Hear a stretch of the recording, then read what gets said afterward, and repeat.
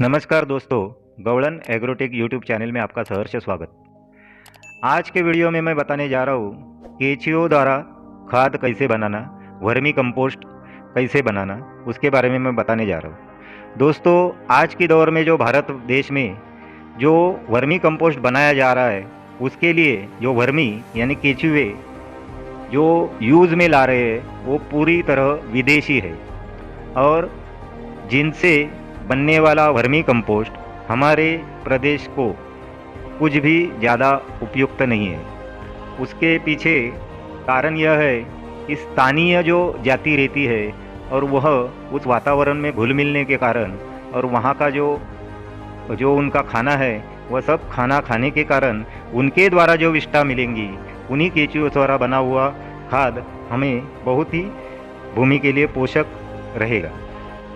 तो दोस्तों, हमें पहला तो क्या करना है, हमारे चैनल का यही उद्देश्य है कि हमारे किसान भाइयों को कम से कम लागत में, कम से कम खर्चे में ज़्यादा से ज़्यादा प्रोडक्शन कैसे निकले। तो हमें पहला काम क्या करना है, तो हमें केंचुओं की उपलब्धि कैसी होगी। दोस्तों, आज की तारीख में भारतवर्ष में हमारे देशी केंचुए कहीं भी बेचे नहीं जा रहे, तो हम हमारे ही जमी पे उन्हें कैसे जमा करें उसके बारे में मैं एक सरल और नायाब तरीका आपको बताने जा रहा हूँ। वह तरीका है, हमारे देशी गोवंश का जो गोबर है उसको हमें अपने सूखे घास पत्तों के साथ मिक्स करके उसका डीकम्पोस्ट यानी आधा उनको विघटन करके लेना है। और उसके बाद जो बारिश की शुरुआती दौर में जो बारिश होता है उसमें हमें कहीं भी हमारी खेत की ज़मीन में या जहाँ हमें वर्मी कंपोस्ट केंचुओं द्वारा खाद बनाना है वहाँ पे हमें जितना खाद बनाना है उसके हिसाब से हमें केंचुए चाहिए। और वो केंचुओं को आकर्षित करने के लिए उनके भोजन के मात्रा में इसको ज़मीन पे बिछा देना है, छावदार जगह पे। और बारिश गिरने के बाद जब भूभाग से अगणित केंचुए बाहर आते हैं तो वह जहाँ ज़्यादा खाना रहेगा वहाँ आकर्षित होके इकट्ठे हो जाते हैं और अपनी वसाहत बनाते हैं। तो दोस्तों, हमने उनको ये खाना अगर दे दिया तो एक आप देखोगे बारिश के 1 माह बाद उस जगह पे हम अगर ऊपर करके देखेंगे जो हमने गोबर और पत्तों द्वारा विघटन किया हुआ जो उनका खाना वहाँ रखा है, तो उसके नीचे अगणित केंचुए हमें मिलेंगे।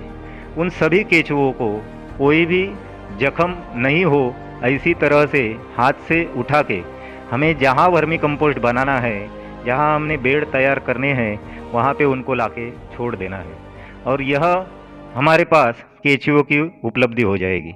अब दोस्तों, खाद बनाने का जो विधि है वह आज की तारीख में प्रचलित जो विधि है वह सब लोग हमें कोई ना कोई बेड बनाना बताते हैं या ईंटों का, पत्थर का कोई भी टैंक बनाना बताते हैं। तो यह कुछ हमें करना नहीं है, क्योंकि अपना जो उद्देश्य है वो कम से कम खर्चे में हम कैसे करें। तो दोस्तों, सीधा और सादा नायाब तरीका है, जमी पे हमारे पास जो भी उपलब्ध होंगे पत्थर, ईंटें, तो उसका खाली एक ही लेयर यानी एक थर खाली जमी पे बिछा देना है और उसके ही अंदर जितना रहेगा उतना प्लास्टिक उसके अंदर बिछा देना है। और उसके ऊपर हमारा जो भी ये जो विघटन किया हुआ, डीकम्पोस्ट किया हुआ जो बेड तैयार करने का जो खाद बनाने के लिए हमें चाहिए, उसमें क्या क्या आता है, तो देशी गोवंश का गोबर और सूखे पत्ते, घास फूस, इनको आधा विघटन यानी डीकम्पोस्ट किया हुआ मटेरियल केंचुओं का स्वादिष्ट भोजन है। तो उन्हें पूरी तरह वो बेड भर के उसके ऊपर हम ये जो जमा किए हुए केंचुए हैं वह उसके अंदर छोड़ देंगे। छोड़ देने के बाद दोस्तों, हमें यह प्लास्टिक क्यों लगाना है और ये ईंटों या पत्थर का एक लेयर का एक थर क्यों बनाना है, तो हमारे जो केंचुए हैं वो वहाँ से बाहर न जाए इसके लिए। अब बारिश के मौसम में तो हमें आर्द्रता, पानी की कोई समस्या नहीं रहेगी, तो वह वहाँ पे अच्छी तरह उस एटमॉस्फेयर में पनप के बढ़ेंगे और उनसे हमें मात्र 40 दिनों में अच्छी तरह केंचुओं द्वारा किया हुआ खाद मिल सकता है। अब दोस्तों इसमें खर्चा कुछ नहीं है, एक बार खाली हमें प्लास्टिक बिछाना है और उस पर वो मटेरियल डाल के 40 दिन के लिए उसको छोड़ना है और वहाँ पे पानी की नमी हमें बनाए रखनी है। अगर बारिश का सीज़न है तो पानी ज़्यादा देने की ज़रूरत नहीं है, आवश्यकता नहीं है। लेकिन जब बारिश ख़त्म हो जाता है उस वक्त हम इसे खुले आसमां के नीचे भी बना सकते हैं। तो उस वक्त हमें क्या करना चाहिए, तो जो हमारा बेड है उसके ऊपर कम से कम 6 या 9 इंच की मात्रा में मोटापे पे जो हमारा चावल का या मक्के का, बाजरे का, जवार का जो भी हमारे पास घास निकलता है कटाई के बाद, उसको 6 से 9 इंच की मात्रा में उस बेड के ऊपर बिछा देना है, ताकि वो बेड में धूप कहीं से भी नीचे ना पहुँचे और केंचुओं को हमेशा ठंडक मिले और वह अपना काम करते रहे। दोस्तों केंचुए, एक जोड़ा केंचुओं का एक साल में 145 बच्चे निकालता है। 3 महीने में वह बच्चे बड़े हो जाते हैं और फिर प्रजनन करना शुरू करते हैं।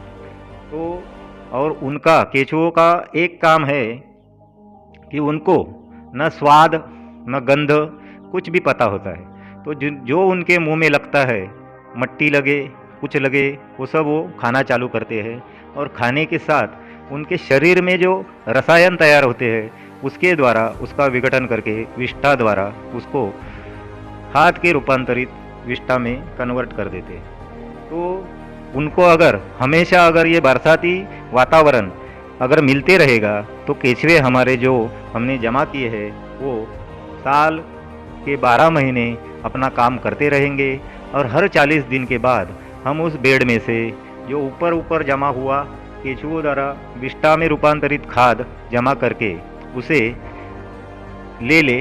और ये खाद निकालते वक्त हमें पानी की नमी कम करनी है, जिसके कारण केंचुए नीचे के स्तर में चले जाते हैं और ऊपर से खाद निकालने हमें मिलता है।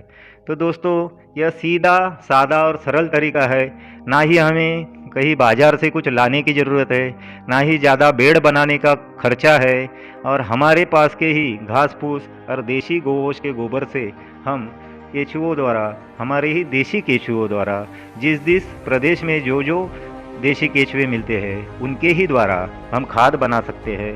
और यह खाद हर 40 दिन के बाद आपको मिलते रहेगा।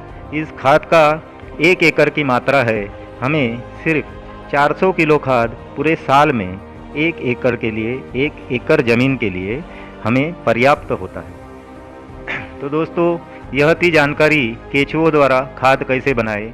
अगर आपको यह वीडियो अच्छा लगा तो लाइक करें, शेयर करें और हमारे चैनल को सब्सक्राइब करके बेल आइकॉन दबा दें, ताकि ऐसे ही वीडियो के नोटिफिकेशन आपको देते रहे। और दोस्तों कुछ समझ में आया या नहीं आया तो कमेंट करके हमें ज़रूर बताएं। जय गौ माता।